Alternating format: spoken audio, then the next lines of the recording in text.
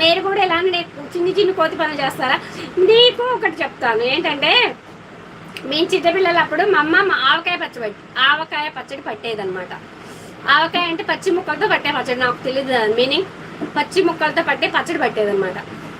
పడితే మా అమ్మ బయటికి వెళ్ళి వచ్చేసరికి మా తమ్ముడు నేను మొత్తం ముక్కలన్నీ ఆవకాయ బద్దల ముక్కలన్నీ తినేసి గుజ్జెట్టి పెట్టేవాళ్ళం.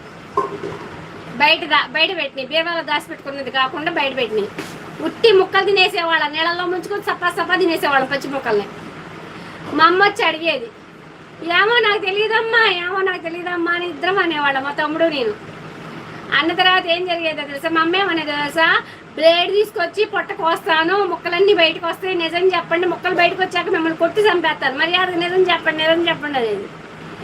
నిజమే కావాలా, కొట్టింది కావాలా అని చెప్పి భయం వేసి, నేనే తిన్నానమ్మా అంటే అంత మంటగా ఉంటుంది. ఎలా తిన్నామంటే నీళ్ళలో ముంచుకొని తిన్నామమ్మా అని. అన్నీ చిన్నవాడు కొంచెం తిన్నాడు, నేను కొంచెం తిన్నాను అని చెప్పేదాన్ని మా అమ్మకి ఆవకాయ బద్దలు గురించి.